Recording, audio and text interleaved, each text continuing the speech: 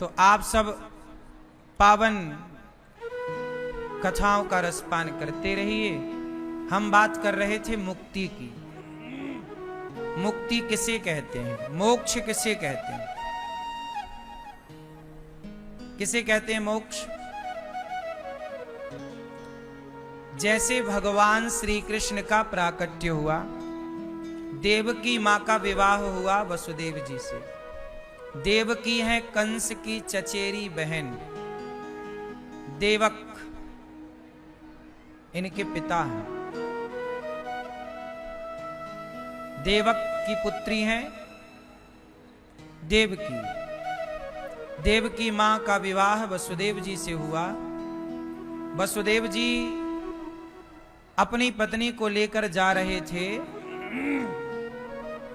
कि तभी आकाशवाणी हो गई। आकाशवाणी हुई, कंस जिस बहन को तू विदा करके ले जा रहा है उसका 8वां गर्भ तेरा काल बनेगा। कंस ने मारना चाहा, वसुदेव जी ने रोका कि आप अपनी बहन को मार दोगे तो पाप लगेगा। तो जेल में बंद कर दिया देवकी वसुदेव को कंस ने।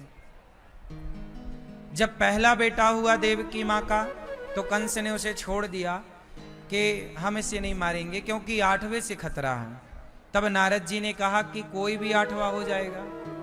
एक कमल का पुष्प दिखाया, कहा कोई भी पंखुड़ी गिन लो, कहीं से यहां से गिनोगे तो ये उंगली 8वीं हो जाएगी, यहां से गिनोगे तो ये 8वीं पंखुड़ी। तो कंस ने देवकी मां के सारे पुत्रों को मारना शुरू कर दिया। मारता गया मारता गया, 6 पुत्रों को मार दिया। 7वें गर्भ में लक्ष्मण जी आए बलराम बनकर, तो देवकी मां के गर्भ से निकालकर रोहिणी मां के गर्भ में ट्रांसफर किया गया। फिर भगवान प्रकट भये भादों के महीने में। तमद्भुतम बालक मम्बुजे क्षणम चतुर्भुजम शंख गदायुधायुधम। शंख चक्र गदा पद्म लेकर भगवान प्रकट भये रोहिणी नक्षत्र में।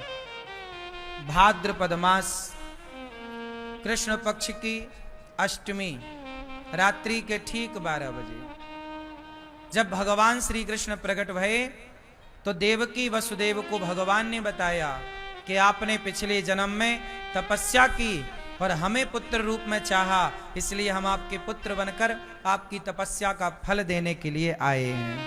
परंतु हे माता देवकी, हम आपके पुत्र बनकर तो आए हैं पर हम आपका दूध नहीं पी सकते, क्योंकि हमने दूध पीने का वचन माता यशोदा को दे रखा है।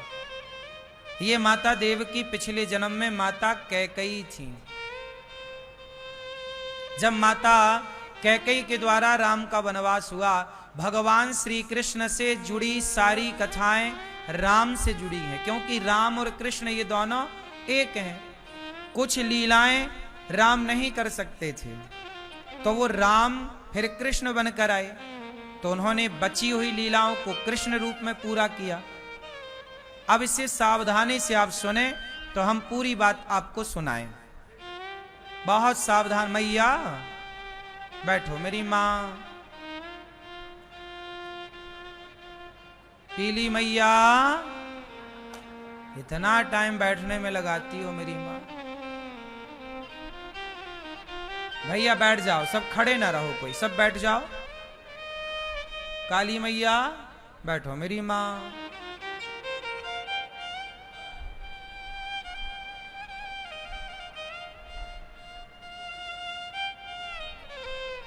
सब बैठो।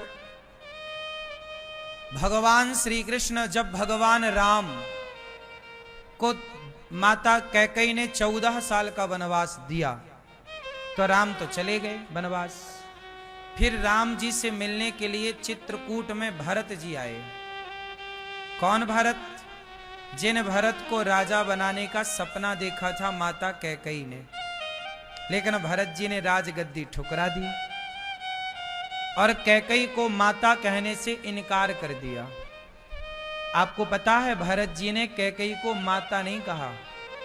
जब भरत जी को यह पता चला कि मेरे राम को मेरी मां ने वनवास भेजा है, उस दिन से भरत जी ने कैकेयी को माता कहना छोड़ दिया। अब कैकेयी को कोई माता नहीं कहता, केवल भगवान राम। जब चित्रकूट भरत जी गए तो कैकेयी मां बोली मैं भी जाऊंगी, तो भरत जी ने मना किया, मैं आपको नहीं ले जाऊंगा। तब कौशल्या मां ने कहा यदि कैकेयी नहीं जाएगी ना भरत तो मैं भी नहीं जाऊंगी। देखो ये कौशल्या मां है। कौशल्या मां के बेटे को जिसने वनवास भेजा उसका पक्ष लेकर कौशल्या मां, देखो कौशल्या मां कैसी है। कौशल्या मां ऐसी हैं इसलिए तो उनके यहां राम प्रकट भये। उनके जैसी माता कौन होगा। इस धरती की सबसे श्रेष्ठ माता कौशल्या मां है। और फिर कौशल्या मां से भी श्रेष्ठ मां यदि कोई है तो माता यशोदा है। इन दोनों को ही श्रेष्ठ कहिए, कोई कम ज्यादा क्या है, ठीक है। लेकिन जितना आनंद यशोदा मां को मिला उतना सुख कौशल्या मां को नहीं मिला, क्योंकि राम मर्यादा पुरुषोत्तम थे, सीधे साधे। बच्चे चंचल होते हैं तो ही वो सुख देते हैं। बोदा टाइप के बैठे हैं तो क्या बैठे हैं, इसलिए बच्चों का चंचल होना अच्छा है। बोदा टाइप के ना हो, बैठे हैं आलसी, धीरे धीरे चल रहे हैं, ये नहीं। उछल कूद करते हुए बच्चे अच्छे लगते हैं। बच्चे चलते नहीं है, दौड़ते हैं। बोलो हाँ। तो श्री कृष्ण कैसे बच्चे हैं, बहुत चंचल। राम जी भी चंचल हैं, पर राम जी मर्यादित चंचल हैं। अब राम जी घर घर जाके चोरी नहीं कर सकते ना माखन की। राम की शिकायत नहीं आती कभी, जबकि कृष्ण की रोज शिकायत आती है। तो ये आनंद केवल यशोदा मैया को मिला। अब जब चित्रकूट गई माता कैकेयी तो राम जी से मिली। राम को देखकर माता कैकेयी रोने लग गई। अब तो पश्चाताप हो रहा है ना कि मैंने ऐसा क्यों किया। अच्छा एक बात बताओ, कैकेयी ने राम को वनवास भेजा तो चलो ये तो एक लीला थी, वनवास ना भेजती। कैकेयी माता की भी अपनी एक महिमा है। कैकेयी ना होती, रामायण से कैकेयी मां को हटा दिया जाए तो रामायण बचेगी ही नहीं, कोई रामायण ने लिखी जाएगी। रामायण लिखी गई, इसमें मुख्य किरदार माता कैकेयी है, मुख्य भूमिका कैकेयी की। कैकेयी को हटा दोगे तो रामायण में कुछ ना बचेगा। इसलिए कैकेयी मां सबसे बड़ा त्याग करती हैं। राम को वनवास भेजना भी हंसी खेल नहीं था। वो जानती थी कि ये भगवान है, सब जानती, लेकिन वो राम के कहने से ही कैकेयी मां ने वनवास भेजा। सब ठीक है, एक पक्ष ये है जो मैंने बताया, पर एक दूसरा पक्ष भी है। सच बताओ, राम का वनवास जाना एक लीला है, कैकेयी मां का ये सब करना सब कुछ लीला है। पर बताओ, कैकेयी मां ने राम को वनवास भेजा तो इसमें कैकेयी मां का स्वार्थ था या नहीं था? उत्तर दो, बोलो हाँ या ना। क्या स्वार्थ था? हैं? कैकेयी मां को मंथरा ने क्या भड़काया कि तेरा बेटा राजा बनेगा तब तू राजमाता बनेगी, यदि तेरा बेटा राजा नहीं बना तो तू कौशल्या की दासी बनेगी, राजमाता नहीं बनेगी। यहां कैकेयी माता को लालच आ गया। क्या आ गया? और पाप का बाप कौन है? पाप के पिताजी कौन है? पाप के बाप का नाम है लोभ। इस धरती पर जितने भी पाप होते हैं वो पाप केवल लोभ के कारण होते हैं। यदि लोभ ना हो तो कोई पाप क्यों करेगा? इसलिए पाप को नष्ट करना है तो अपने भीतर बैठे लोभ को नष्ट कर दीजिए, पाप नष्ट हो जाएंगे। पाप की जड़ लोभ है। बात सही है कि गलत है? चोर चोरी काहे करता है? लोभ के कारण। कोई मर्डर क्यों करता है? सुपारी लेकर। लोभ पैसे का। मतलब हर पाप के पीछे लोभ है। इसे बहुत सूक्ष्मता से आप विचार करते रहना। कैकेयी मां के अंदर लोभ आ गया कि मेरा बेटा राजा बने बस। इसलिए मेरी मां, लोभ के कारण ही तो रिश्ते बिगड़ते हैं। मां बेटे का रिश्ता क्यों बिगड़ गया? कैकेयी और भरत का रिश्ता क्यों बिगड़ गया? लोभ के कारण। पांडवों का और कौरवों का रिश्ता क्यों बिगड़ गया, जबकि ये दोनों सगे भाई हैं, चाचा ताऊ के? लोभ के कारण। रिश्तों में जब लोभ प्रवेश कर जाता है तो रिश्ते दो टुकड़े हो जाते हैं। हाँ या ना?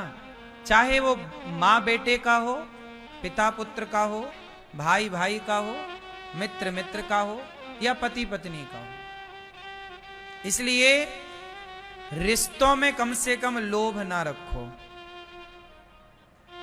कैकेयी मां को लोभ आया, राम को वनवास भेज दिया, भरत को राजा बनाना चाहा, पासा उल्टा पड़ गया। भरत ने स्वीकार नहीं किया सत्ता को, चित्रकूट मिलने गए। कैकेयी माता बोली मैं भी चलूंगी। अब पछताए होत क्या जब चिड़िया चुग गई। अब चित्रकूट गई। कैकेयी माता रो रही हैं, राम मुझे माफ कर दो। राम बोले मां, आपने कोई गलती ही नहीं की। राम कभी गलतियां नहीं देखते, ये भगवान का स्वभाव है। कैकेयी मां ने कितना बड़ा पाप किया। राम को दर दर की ठोकर नंगे पांव जंगल में 14 साल गुजारने पड़े, लेकिन राम ने अपनी कैकेयी मां के प्रति जरा भी गलत भाव नहीं रखा, ईर्ष्या भाव नहीं रखा। राम चित्रकूट जब आए ना सब लोग, तो राम पहले कौशल्या मां से नहीं भेंट किए। प्रथम राम भेंटी कैकेयी, कैकेयी मां से मिले। कैकेयी ने कहा राम माफ कर दो। मां मैंने तो, मुझे तो नहीं लग रहा है कि आपने कोई गलती की। मां आप ये क्या कह रही हो? राम यदि तुमने माफ कर दिया तो मुझे को वचन दो। राम बोले मां जो मांगो आपका बेटा आपको देने को तैयार है, बताओ क्या? कैकेयी मां ने कहा चित्रकूट में कि यदि आपने मुझे माफ किया है राम, तो अगले जन्म में आप मेरे बेटा बनकर आना, तब मैं समझूंगी कि आपने मुझे माफ कर दिया। राम ने कहा मां अगले जन्म की तो प्लानिंग हो चुकी है, पर आप बीच में एंट्री मार रही हो तो ठीक है, थोड़ा सा प्रोग्राम चेंज कर देंगे, लेकिन हम आपके बेटे तो बनेंगे पर आपका दूध नहीं पिएंगे। इसलिए पूरी प्लानिंग थी यशोदा के यहां प्रकट होने की, पूरा प्लान हो चुका था, पर बीच में माता कैकेयी एंट्री मार गई कि हमें भी बेटा आपको बनाना है और आप हमें मां कहो। तब भगवान बोले कि अगले जन्म में हम आपको बेटा तो बन जाएंगे पर आपका दूध नहीं पिएंगे। इसलिए वही माता कैकेयी क्या बनी? और सुनो, कैकेयी मां को क्या था? पुत्र का मोह। क्या था? जोर से। और एक बात यहां भी सुनना कि देवकी माता को भी पुत्र का मोह है। देवकी माता किस बेटे से ज्यादा प्यार करती हैं? पहले बताओ, देवकी मां के कितने बेटे हैं? टोटल 8। 8 में कितने जीवित हैं और कितने मर चुके? 2 जीवित हैं, कृष्ण और बलराम, और बाकी 6 किसने मारे? कंस ने। तो देवकी मां त्रेता में जब कैकेयी थी तो भी पुत्र मोह था, और जब ये त्रेता में जब कैकेयी थी तो पुत्र मोह था भरत से, और जब ये द्वापर में देवकी बनी तो कृष्ण जैसा बेटा पाकर भी इन्होंने बाद में क्या कहा था पता है आपको? इन्होंने कृष्ण से कहा बाद में, ये बात तब की है जब भगवान द्वारिका चले गए, राजा बन गए, तब देवकी मां को पता चला कि कृष्ण तो भगवान है। तो देवकी मां ने पूरा फायदा उठाया। देवकी मां ना कृष्ण को यूज करती है कि ये तो भगवान है मेरा बेटा। अच्छा यहां हो कन्हैया, तुम भगवान हो तो एक काम करो, जो मेरे पुत्रों को कंस ने मारा था ना वो वापस करो।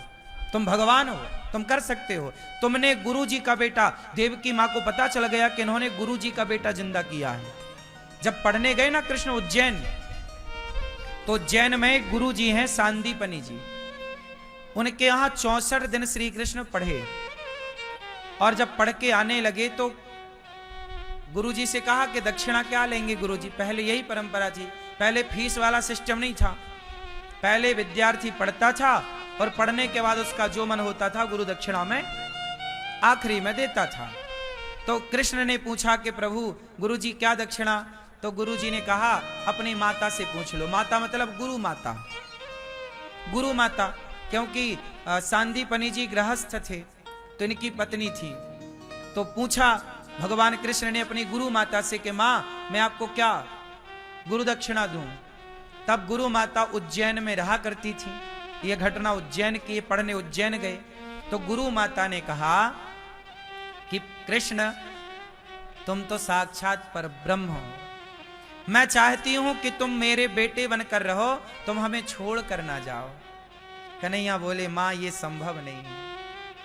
तो फिर मां ने कहा कि यदि तुम या तो तुम यहां रहो या तो फिर हमारा जो बेटा, उनका बेटा 10 साल पहले मर चुका था।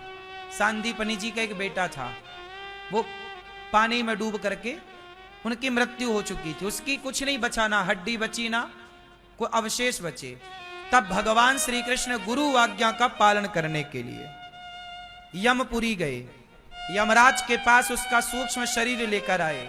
और भगवान तो भगवान है, भगवान चाहे तो चुटकी बजाएं तो नया संसार पैदा कर दे, चुटकी बजाएं तो संहार कर दें, कर तुम अन्यथा कर तुम सर्व सामर्थ्य ईश्वर है। तो भगवान श्री कृष्ण ने तुरंत यमराज के पास गए, उनका सूक्ष्म शरीर लाए और अपने कृपा से उनका मरा हुआ बेटा जीवित किया। किसका? गुरु जी का। ये बात देवकी मां को पता लग गई। तो देवकी मां ने कहा अच्छा तो सुनो कन्हैया, यहां हमारे भी पुत्र कंस ने मार दिए थे 6, तुम भगवान हो, चलो हमारे पुत्र वापस करो। तब भगवान ने मां की आज्ञा का उल्लंघन नहीं किया। आपको ये बात पता है कि नहीं? भागवत जी में लिखी है ये सारी बातें, पुराणों में है कि भगवान श्री कृष्ण ने कंस ने जो पुत्र मार दिए थे देवकी मां के 6, उस सारे पुत्रों को भगवान ने जस का तस जीवित करके लौटाया था। और उस समय उनकी जितनी आयु होनी चाहिए उतनी आयु थी उनकी, उतने बड़े थे। अब इसका मतलब यह हुआ कि कृष्ण जैसा बेटा पाकर भी देवकी मां को और बेटों की जरूरत पड़ी। लेकिन यशोदा भी तो चाहती तो बोल देती कि हमें भी एक बेटा दे दो, पर नहीं, कृष्ण को पाकर और कुछ पाने की इच्छा ना रह जाए, यही यशोदा माता है। इसलिए यशोदा माता का स्थान ऊंचा है, देवकी माता का। यदि दोनों को तराजू में रखा जाए, एक पलड़े पर यशोदा माता को और दूसरे पलड़े पर देवकी माता को, और तराजू में रखकर तौला जाए तो किसका पलड़ा भारी होगा? हाँ, क्यों? क्योंकि यशोदा ने कृष्ण के सिवा और किसी को नहीं चाहा, जबकि देवकी माता ने कृष्ण के सिवा भी, और क्योंकि पिछले जन्म के संस्कार थे ना देवकी मां के, वो कैकेयी थी, कैकेयी का भी मन पुत्र में लगा था, तो वो कैकेयी जब देवकी बनी तो भी उनका मन वही था। इसलिए कहता हूं मन भगवान में लगाओ। इस जन्म में यदि मन गलत जगह लगेगा तो अगले जन्म में भी मन गलत ही रहेगा, क्योंकि ये मन जन्म जन्म से चलता है। इसलिए कहते हैं ना, मरते समय मन प्रभु में लगाना चाहिए। मन की गति बड़ी अटपटी है। तो ये देवकी मां की कहानी। तो देवकी मां के यहां भगवान चतुर्भुज में रूप में प्रकट भये। भगवान राम क्या बनकर आ गए? कृष्ण। क्यों? क्योंकि कैकेयी मां को दिया वचन पूरा करना था। अभी यशोदा मां की भी कथा सुनाऊंगा आगे कि यशोदा मां पिछले जन्म में कौन थी और कृष्ण को इनका बेटा क्यों बनना पड़ा 10.5 वर्ष के लिए। अभी आगे बताएंगे। पहले आप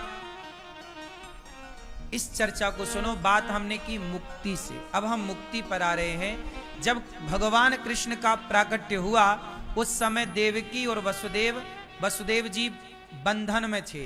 बेड़ियां लगी थी ना कंस की, पांव में बेड़ियां और हाथ में हथकड़ियां थी। पहरेदार पहरा दे रहे थे और जेल के ताले बंद थे।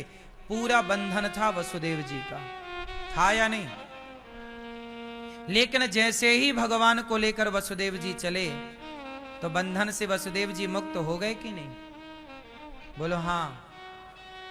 मुक्ति चाहते हो तो भगवान को लेकर चले वसुदेव जी तो मुक्त हुए कि नहीं? संसार के बंधन में बंधना भी तो बंधन है और इन बंधनों से मुक्त होना भी तो मुक्ति है। तो भगवान को हृदय में धारण कर लीजिए, भगवान को लेकर चलिए, हर बंधन से मुक्त हो जाएंगे। अच्छा, आप लोग बंधे हैं कि मुक्त हैं? अभी बंधे हो कि मुक्त हो? किससे बंधे हो? बोलो। हैं? परिवार से, व्यापार से, दुकान से, जिम्मेदारियों से। कौन कौन बंधा है? दर्शन दो हाथ उठा के। जो बंधे हैं वो हाथ उठाएं बिंदास।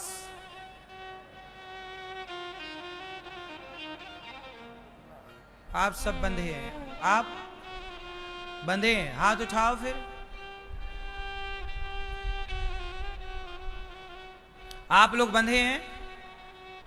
अब हम ये भी बताएंगे कि आप लोग कैसे बंधे हैं। सुनो। एक गधा था। नहीं, आप अपने को क्यों समझ रहे हैं? हम तो एक कहानी सुना रहे हैं, अभी तो शुरू ही है। लेकिन आप हैं बड़े समझदार। समझते सही हैं।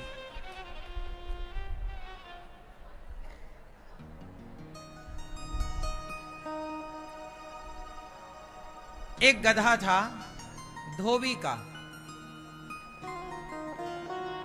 रोज वो धोबी घाट ले जाता गधे को कपड़ा लाद कर।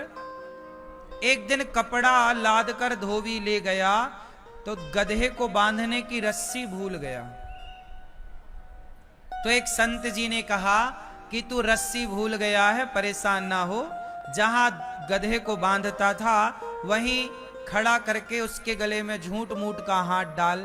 जैसे तू रोज बांधता था सचमुच का, आज झूठ मूठ का बांध। धोबी ने गधे को पेड़ की छांव में जहां रोज खड़ा करता खड़ा किया, गले में हाथ डाला। गधे को थोड़ी पता था कि रस्सी भूल गया है। ये तो धोबी को पता था कि रस्सी भूल गया है। गधे को तो लगा मैं बंध गया। गधा वहीं खड़ा, वहीं बैठे, वहीं खड़ा। कपड़े धो करके धोबी ने पूरे उसकी पीठ पर लादे, एक डंडा मारा, चल। अब गधा चले ही ना। संत जी से कहा धोबी ने, बाबा जी ये चल ही नहीं रहा साधु जी। तब कहा कि तुमने उसे खोला कि नहीं? धोबी बोला मैंने तो बांधा ही नहीं था। अरे बांधने का नाटक तो किया था, अभिनय तो किया था, गले में झूठ मूठ का हाथ डाला। अच्छा, गधे का अभ्यास था कि वो आता, कपड़ों का गट्ठा पीठ पर लादता, फिर गले में हाथ डालता। तो गधे को लगता कि अब चलना है, तो गधा फिर चलता। तो गधा के गले में हाथ डाला, गधा को लगा मैं छूट गया, गधा चल पड़ा। अब आप लोगों से सवाल है, क्या गधा बंधा हुआ था? उत्तर है गधा बंधा नहीं था, पर उस गधे ने अपने आप को बंधा हुआ मान लिया।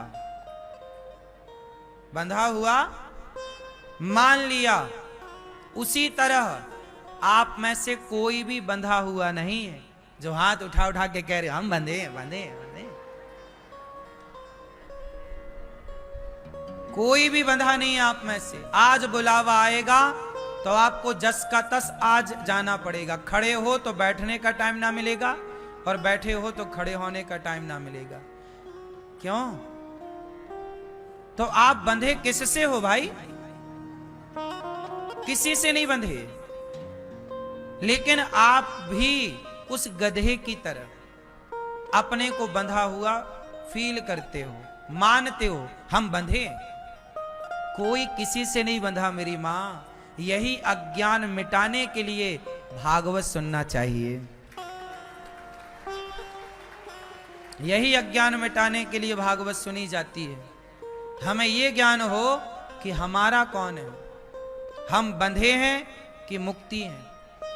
आप लोग भागवत सुनोगे, मैं गारंटी लेता हूं मरने के बाद तो तुम्हें मुक्ति मिलेगी, ये भी गारंटी है। पर मरने के बाद की तो है, जीते जी भी आप मुक्त हो जाएंगे, ये भी गारंटी